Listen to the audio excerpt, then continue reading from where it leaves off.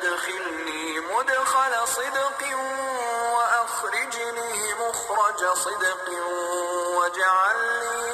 واجعل لي من لدنك سلطانا نصيرا وقل جاء الحق وزهق الباطل إن الباطل كان زهوقا.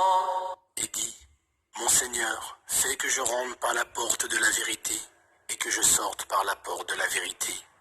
Et accorde-moi, venant de toi, un pouvoir qui pourra m'aider. Et dit, la vérité est venue et l'erreur a disparu, car l'erreur est toujours destinée à disparaître. وننزل من القرآن ما هو شفاء ورحمة للمؤمنين ولا يزيد الظالمين إلا خسارا. Du Coran, nous révélons ce qui constitue une guérison et une miséricorde pour les croyants. Cependant, cela ne fait qu'accroître la perdition des injustes. إن الحمد لله نحمده ونستعينه ونستغفره ونعوذ بالله من شرور أنفسنا ومن سيئات أعمالنا من يهده الله فلا مضل له ومن يضلل فلا هادي له وأشهد أن لا إله إلا الله وحده لا شريك له وأشهد أن محمدا عبده ورسوله أما بعد. Assalamu alaikum wa rahmatullahi wa barakatuh. Que la paix soit sur vous ainsi que la miséricorde et la bénédiction. La défaite des médias dans leur propagande anti-islam. C'est une défaite incroyable et magistrale que les médias subissent depuis des années et subissent de plus en plus.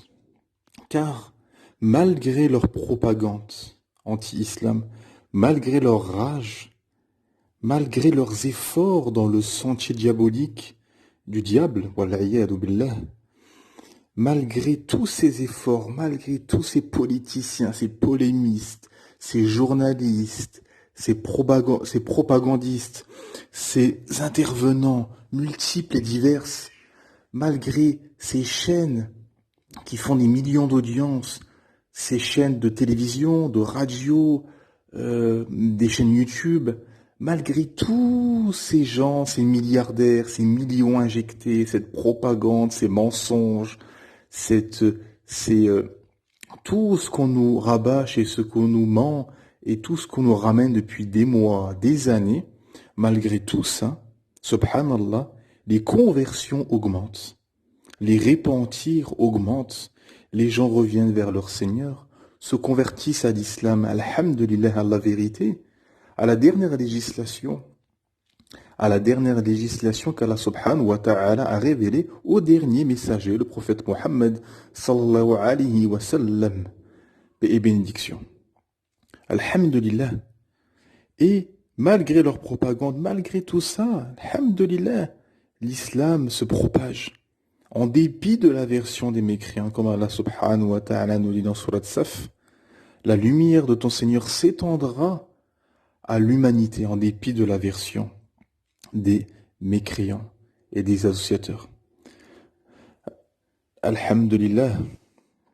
Car les gens, et c'est légitime, c'est tout à fait légitime, beaucoup de gens, beaucoup de personnes, de musulmans et même de non-musulmans se posent la question, mais pourquoi s'acharnent-ils contre l'islam? Pourquoi les médias, les politiques font des lois, se dépêchent de faire des lois, se dépêchent de propager cette haine viscérale contre l'islam et contre les musulmans? Pourquoi s'acharnent-ils? Avec tout ce qu'il y a, tout ce qui se passe, avec tous les problèmes, tous les multiples problèmes qui sont actuels et qui seront à l'avenir. Le Covid, bien évidemment, la crise du Covid, avec toutes les conséquences qu'il y aura derrière, toutes les conséquences qu'il va y avoir derrière, le chômage, la précarité des étudiants, la dépression des gens, le suicide. La France fait partie des pays où il y a le plus de dépression et de suicide au monde. L'alcoolisme qui se propage est promotionné par les publicitaires et par directement ou indirectement par par le gouvernement, par l'État. La corruption des élites, on le voit, des anciens ministres et présidents qui passent au tribunal les uns après les autres, qui font la queue au tribunal. Big Pharma et les médecins et les pseudo-scientifiques qu'il y a derrière, et on l'a vu, en un an, tout a explosé. Tout ce que les gens pensaient sur les médecins et les scientifiques, qui pensaient être de gens intègres, qui voulaient propager la vérité et le bien des gens, et on l'a vu, en un an, tout a explosé, a volé en éclats. On a vu que ces médecins, ces scientifiques ne faisaient en fait que la promotion de ces États, du système, en fait, tout simplement. Et par ricochet, et derrière, beaucoup de gens, finalement, ont compris aussi et constatent la supercherie de la théorie diabolique de l'évolution, qui est une propagande justement anti-divine, pour combattre la divinité, la création, le créateur, Allah subhanahu wa ta'ala, pour combattre finalement la vérité et plonger les peuples dans un athéisme individuel et ingrat. Et les trafics, les problèmes de trafic, de drogue, de trafic d'armes qui est un marché qui compose qui reprend des milliards à travers le monde. On arme les uns, on désarme les autres, on provoque des guerres, on booste les bourses, etc. Le trafic, ce nouveau trafic aussi qui arrive d'organes, trafic d'enfants, trafic de jeunes filles pour les mettre sur le trottoir, la prostitution, la délinquance qui est promotionnée par les gouvernements, qui font rien pour l'empêcher, ou qu'au contraire, disent justement aux forces de l'ordre de ne pas intervenir. Des témoignages viennent prouver ceci. Des multiples témoignages de capitaines de bac témoignent en disant qu'ils ont l'ordre de ne pas intervenir, de laisser la délinquance et les trafics finalement se propager.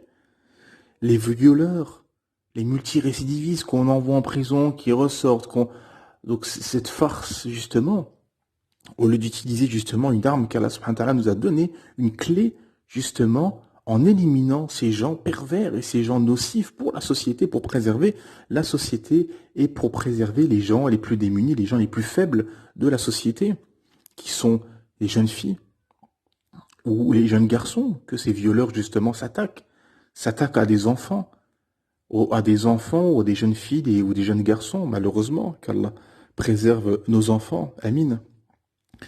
Les criminels, les assassins, etc. Donc avec tous ces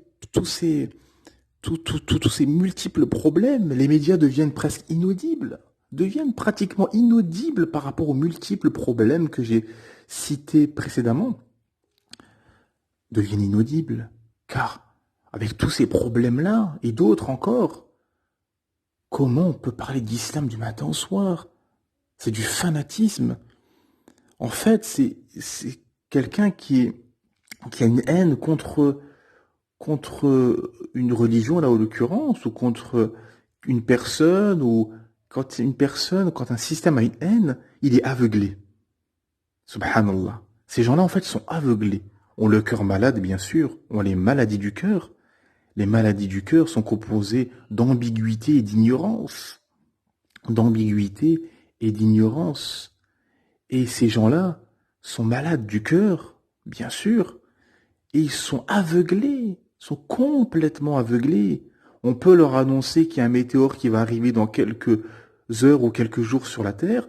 Il continuera à parler de l'islam, à critiquer l'islam dans les médias. Vous voyez, en fait, c'est de l'aveuglement anti-islam, car c'est la vérité.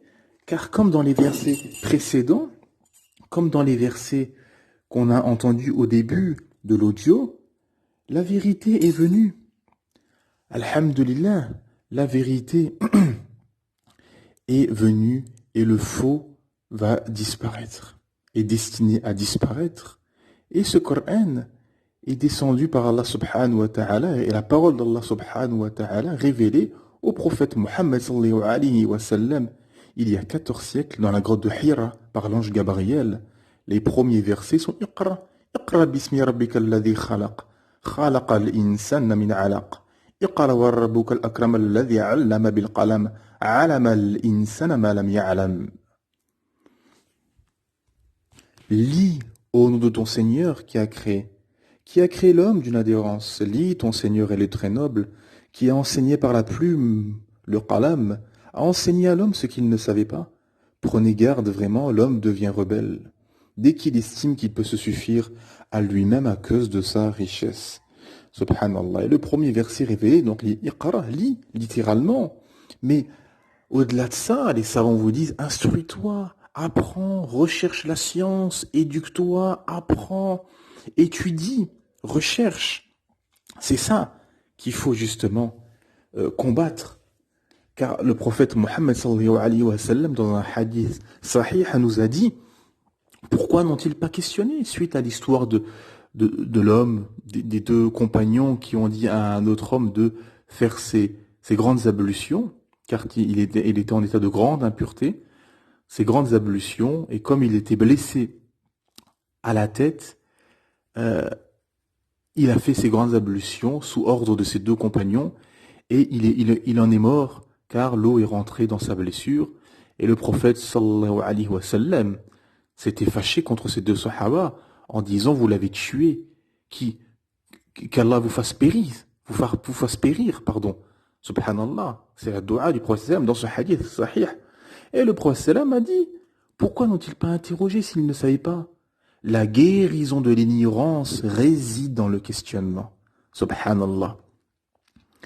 Et on a ces gens qui veulent justement propager le faux et qui veulent plonger les peuples dans l'ignorance et dans le faux. Et, alhamdulillah, malgré cette propagande, car si on compare leur propagande et, alhamdulillah, notre da'wah, eux représentent des milliards et ont toutes les chaînes de télévision acquis à leur cause, acquis à la cause du système. Et malgré cela, les gens ne suivent pas ce système. Beaucoup de gens refusent de suivre ce système et, alhamdulillah, se convertissent à l'islam, ou reviennent vers Allah Ta'ala, ou se repentent, ou, au pire, ont une bonne image de l'islam, notamment dans ce dernier sondage, où on a interrogé des jeunes collégiens et lycéens qui étaient défavorables à la laïcité et qui étaient favorables à des signes religieux à l'école et que ce n'allait déranger point. Donc, ça ne dérange point ces jeunes générations. Car pourquoi? Car ces jeunes générations sont beaucoup plus tolérantes et beaucoup plus ouvertes d'esprit que leurs aînés. Car ces valeurs soi-disant qui propagent justement de tolérance, d'ouverture, d'humanisme, etc., ces gens qui le disent à haute voix dans les plateaux de télévision ne l'appliquent pas, sont les plus intolérants et les plus obscurantistes qui soient. Et leur jeune génération applique justement ces principes et sont tolérants et acceptent justement la différence et acceptent la religion de l'autre qui est l'islam. C'est pour ça que dans ce sondage, vous avez une majorité, une écrasante majorité même de jeunes qui sont musulmans et non musulmans, ou athées même, chrétiens ou athées, qui tolèrent justement les signes musulmans et les signes de façon générale religieux, et acceptent la religion et ont une image négative de la laïcité qui est plutôt justement un soldat de shaitan, un soldat du diable, une excuse justement diabolique pour pouvoir combattre la vérité qui est l'islam. Amma ba'd. Na'am. Et malgré ça, alhamdulillah, pourquoi? Parce qu'on a une génération de colons. On a une génération de colons qui vieillit et qui est en train de s'éteindre petit à petit, qui a grandi dans le colonialisme, psychologique ou pas, malgré les indépendances. Ils ont grandi avec ça. Et donc, ils se sentent supérieurs, ils se sentent forts, intelligents, etc. Mais les nouvelles générations ne sont pas comme ça, n'ont pas grandi dans cette mentalité justement, dans cette mauvaise mentalité de colons, et sont beaucoup plus tolérants, ouverts, alhamdulillah, et acceptent justement la différence, subhanallah, et ces générations justement de colons qui combattent et qui justement s'efforcent de combattre la vérité qui est l'islam, sont une génération qui vieillit et, alhamdulillah, qui disparaissent tout doucement pour laisser place à des nouvelles générations beaucoup plus tolérantes. Et ça leur fait mal. Et cela, justement, est intolérable pour eux. Car, euh, car, alhamdulillah, l'islam emporte les cœurs. C'est une victoire perpétuelle. Les compagnons, as-sahaba, radiallahu anhum, ont gagné, ont conquéri le cœur des gens, ont conquéri le cœur des peuples. Alhamdulillah, c'est pour ça que l'islam s'est propagé. S'est propagé, s'est propagé en quelques années de la prédication du prophète Mohammed sallam à la Mecque, à Médine, dans toute l'Arabie. On conquérit la Perse, une partie de l'Empire byzantin, le Chem, l'Irak, la Turquie, l'Afrique du Nord, jusqu'en Andalousie, jusqu'en Espagne et au Portugal. Et, alhamdulillah, l'islam s'est propagé par la rationalité, par la science, par l'étude, par la recherche, par la logique, par la justice, par l'entraide et la miséricorde. Alhamdulillah, c'est ce que propage l'islam, la paix. L'islam, as-salam et la paix. Quand on se dit as-salam alaykum wa rahmatullah, que la paix soit sur toi, que la paix soit sur vous, ainsi que la miséricorde et la bénédiction. Alhamdulillah, l'islam c'est la paix. Propage la vérité, propage la paix. Alhamdulillah. Et la fitra, la nature originelle de l'homme, son cœur est attiré. Parce que c'est la religion de son créateur. Dès que les gens s'intéressent à l'islam et ouvrent les livres de science et lit le Coran, les hadiths, les paroles des savants, écoute les prédicateurs, alhamdulillah, ça leur plaît. Ça leur plaît au fond d'eux. Justement, on leur dit des choses qu'on leur a jamais dit. On leur propage justement la vérité, alhamdulillah, et les gens aiment ça. Les gens, c'est dans leur fitra. Car, en contrepartie, ce système propose justement une société athée, individualiste, où les trafics d'armes, de personnes et de drogue se propagent, la prostitution, l'alcoolisme, la dépression, la dépendance, les jeux de hasard, la dépression, les mafias, où la femme est utilisée pour les plaisirs de tous et de chacun, les publicitaires, la prostitution et la pornographie. Wal'iyadu billah. Ces sociétés justement proposent justement une vie d'athée, consommateur, suicidaire, dépressif, sans but et sans sens. Ça n'a pas de sens. Ça ne peut pas durer.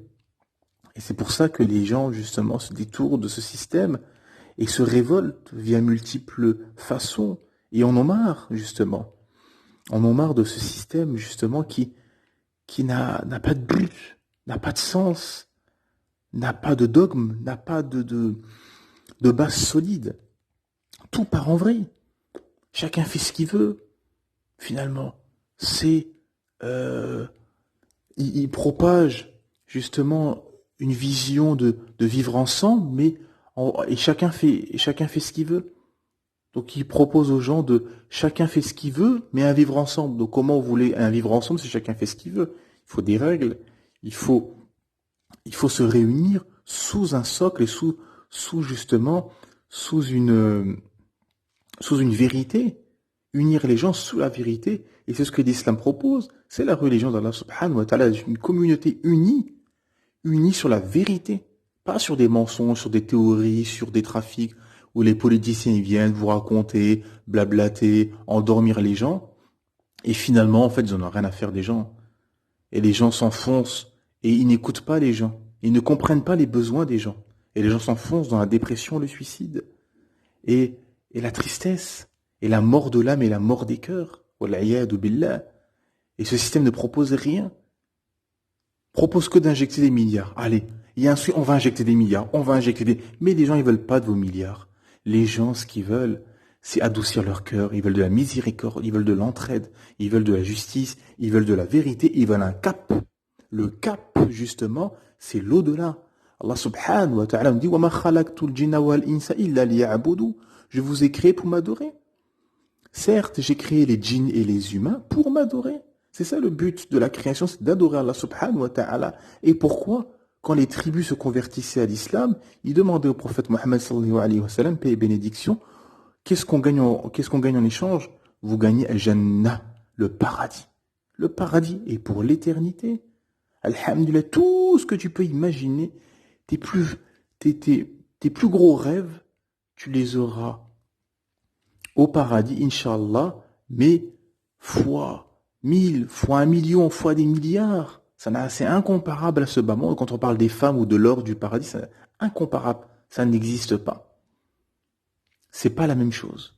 Il y a rien qui est comparable. La seule comparaison, comme disait Abdullah ibn Mas'ud, un grand compagnon du prophète Mohammed, il disait le seul point commun, la seule similitude qu'il y a entre ce bas monde et le paradis, c'est juste le mot. Voilà. C'est juste le mot paradis. C'est tout. Mais quand on parle de l'or, des femmes, des bienfaits qui attendent les gens au paradis, c'est incomparable, on ne peut pas imaginer. Allah Ta'ala nous a dit, aucun œil ne l'a vu, aucune oreille n'a entendu, aucun cœur ne peut imaginer ce qu'il y a au paradis. Subhanallah. Donc, et c'est ça, ce que les gens veulent, justement. Un but. Et c'est ce que l'islam t'offre. L'islam t'offre, justement, un but dans ta vie. Une vie, justement, où l'islam n'oublie personne. Te propose une vie de justice pour tous. Offre des droits à tout le monde, des droits et des devoirs pour tous. Un cap, une vie de bien-être, alhamdulillah, avec 5 prières par jour, du matin au soir pour avoir justement ton planning journalier. Une vie justement où on ne consomme pas trop, où on ne mange pas des choses qui sont illicites, qui sont mauvaises pour nous, telle la viande de porc, telle qui est remplie de toxines, telle la viande qui n'est pas égorgée, justement, qui est remplie aussi de toxines, car le sang ne sort pas à l'égorgement, c'est ça qui cause justement beaucoup de maladies. Le fait que la bête n'est pas égorgée est tapé à la tête et le sang justement mauvais circule, alors qu'en égorgeant, le sang mauvais sort et permet d'avoir une bête saine. Le fait de consommer des drogues, de l'alcool, et toutes ces choses qui bousillent l'âme, le cœur et le physique, les jeux de hasard, la pornographie, la prostitution, toutes ces choses-là qui bousillent l'âme, l'intérieur, qui détruisent justement le psychique de la personne. L'islam te pousse et t'interdit toutes ces choses-là pour ton bien-être, justement. Et une vie, justement, de prière, d'adoration, de dhikr, d'invocation de son Seigneur, alhamdulillah. Et une vie de jeûne, justement, le mois du Ramadan qui est à venir dans quelques jours, Inch'Allah. Le jeûne du Ramadan qui permet un nettoyage, qui permet justement un médicament pour l'humain qui est prouvé. Les études et les nutritionnistes ont écrit des pages et ont fait des conférences multiples sur les bienfaits du jeûne. Une vie de bien-être, alhamdulillah. Une vie justement d'entraide, de miséricorde où tu penses à faire le bien. Contrairement à cette vie athée individuelle où la personne, en se réveillant le matin, pense à faire le mal, à pécher, à assouvir ses plaisirs, ses penchants, ses tentations, et en étant, dans l'individualisme, dans l'ingratitude, dans l'égoïsme, et le chacun pour soi, wal'iyadu billah, qu'Allah nous en préserve. Alors que l'islam, justement, te pousse à aider les autres, à s'entraider, à aider le voyageur en détresse, à aider le pauvre, à aider l'orphelin, à aider tous les gens démunis dans la société. Et à vivre une vie justement de bien-être, alhamdulillah, et de penser aux autres. Et de se rappeler son Seigneur via les prières, via l'adoration, alhamdulillah, d'avoir une relation avec son Seigneur. Et Allah Ta'ala te donnera une vie heureuse dans ce bas monde et dans l'au-delà. Comme Ibn Taymiyyah, rahimallah, un grand savant, Cheikh al-Islam, comme on l'appelle, un des grands savants de l'islam, quand il était emprisonné, ses Tulubul Ilm, ses étudiants en sciences, étaient malheureux. Et il a dit, pourquoi vous êtes malheureux? Qu'est-ce qu'ils peuvent me faire? Ou ils m'emprisonnent et ce sera une retraite spirituelle, ou ils me tuent et je serai mort shahid, martyr, ou ils m'expulsent de mon pays et j'irai visiter les créations d'Allah subhanahu wa ta'ala. Telle est la mentalité, la philosophie que le musulman doit avoir, que ce grand et noble savant, rahimallah, qu'Allah lui fasse miséricorde, nous a donné comme leçon, tout simplement. Il n'y a pas d'autre solution. Ou il te tue et tu meurs martyr, ou il t'emprisonne et tu seras en retraite spirituelle avec ton Seigneur, ou il t'expulse de ton pays et tu iras visiter, voir les créations d'Allah subhanahu wa ta'ala. Alhamdulillah. Donc le musulman n'est jamais triste. Au contraire, il sait qu'il y aura toujours une issue favorable et la finalité, la mort, alhamdulillah, t'offre justement la libération de ce bas monde et la rencontre de ton Seigneur. Alhamdulillah, si tu es mort d'une bonne mort et que, alhamdulillah, Allah subhanahu wa ta'ala te fait miséricorde, tu rentreras dans son paradis pour l'éternité. Alhamdulillah. Donc, la tahzan, comme disait le prophète Mohammed sallallahu alayhi wa sallam, Abu Bakr Siddiq dans la grotte, quand ils ont fait la hijra, l'immigration, ne t'en fais pas. Ne t'en fais pas, il lui a dit. Ne t'afflige pas. Alhamdulillah. Quand Allah subhanahu wa ta'ala est avec toi, rien peut t'arriver. Alhamdulillah. Si tu suis les préceptes et les ordres d'Allah subhanahu wa ta'ala, tu mèneras une vie certes agréable, une vie, alhamdulillah, sereine, et, incha'Allah, par la miséricorde, bi'idnillah, par la miséricorde d'Allah subhanahu wa ta'ala, la permission d'Allah subhanahu wa ta'ala, tu accéderas à son paradis pour l'éternité. Alhamdulillah. Voilà.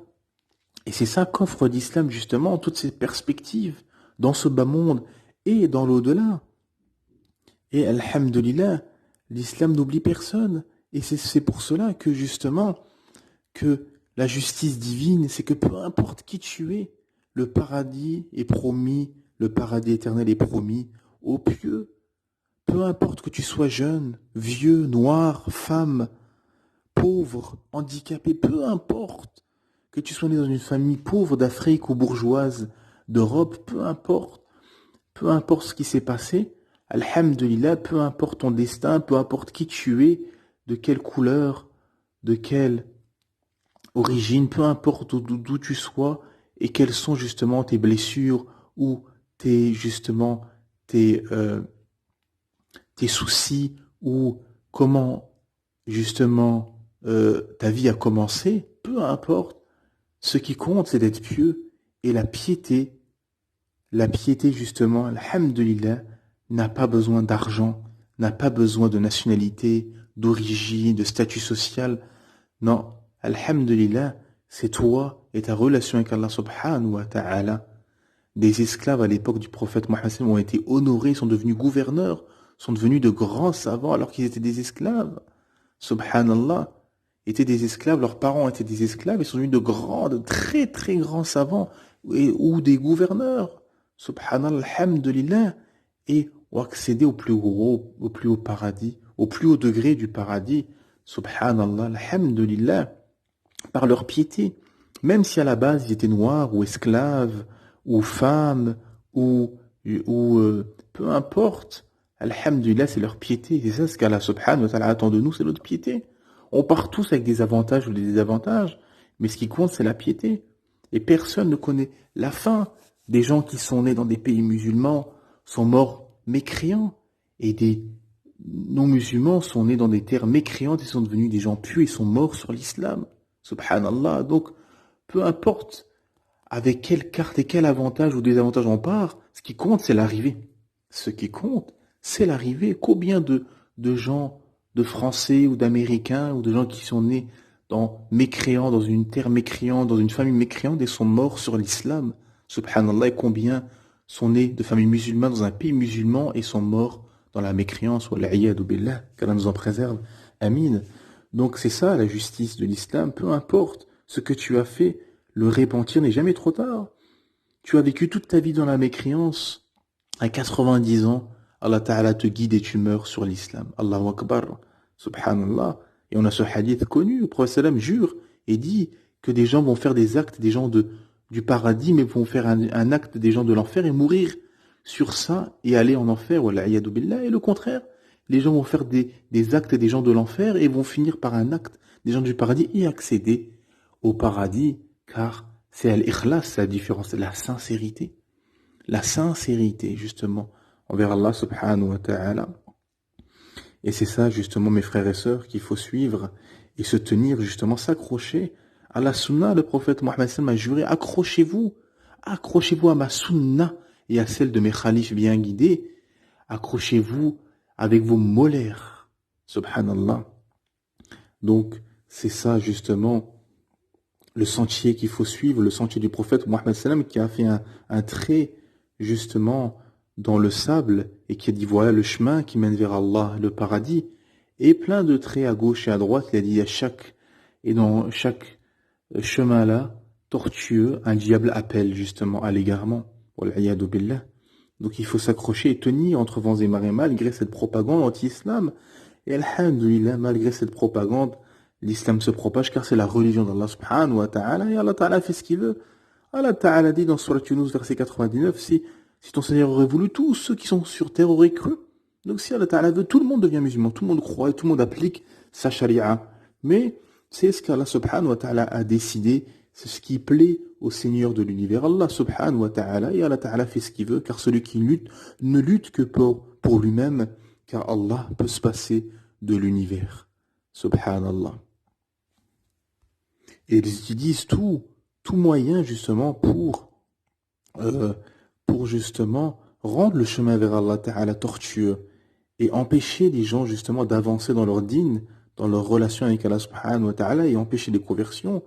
Et notamment cette charte diabolique, cette charte du diable qui veulent imposer justement aux associations musulmanes et aux mosquées, bien sûr, des associations corrompues qui soi-disant représentent l'islam, font justement le jeu, ils jouent et pactent avec ces diables justement, et veulent faire une charte pour imposer justement un islam qui ne serait plus l'islam, qui abandonnerait ses principes et qui abandonnerait ses obligations, pour un islam finalement dénué de beaucoup de vérité. Et là, on tombe dans le sectarisme, on tombe dans un islam sectaire, car l'islam s'accepte complètement. Allah Ta'ala dit rentrer pleinement en islam. On doit tout accepter et éloigner de son cœur tout orgueil et ambiguïté et prendre l'islam complètement, le Coran et la Sunna. Et telle est la science, comme Ibn al-Qayyim rahimallah a dit. La science, c'est Qala Allah, Qala Rasoul. Qu'est-ce qu'Allah a dit et le prophète sallam a dit et les compagnons ont dit et ont compris. C'est ça la science. Qala Allah, Qala Rasoul. C'est ce qui compte. Qu'est-ce qu'a dit Allah? Qu'est-ce qu'a dit son messager? C'est pour ça qu'Allah subhanahu wa ta'ala nous dit dans Surat Al-Ahzab, verset 36, Surat 33, il n'appartient pas à un croyant ou à une croyante, une fois qu'Allah et son messager ont décidé d'une chose, d'avoir encore le choix dans leur façon d'agir. Et quiconque désobéit à Allah et à son messager s'est égaré certes d'un égarement évident. Voilà tout simplement. On doit obéir à Allah subhanahu wa ta'ala et à son messager. Tout simplement. Qu'est-ce que dit le Coran? Qu'est-ce que nous a dit Allah subhanahu wa ta'ala dans son Coran, dans son livre, dans sa dernière législation, dans sa parole? Et qu'est-ce qu'a dit le messager dans sa sunna? Tout simplement. Qu'est-ce qu'a dit Allah? Qu'est-ce qu'a dit son messager? Et qu'est-ce qu'ont compris justement les compagnons, les grands savants de cette communauté? Avec la compréhension des compagnons. Tout simplement la compréhension des grands savants. Alhamdulillah.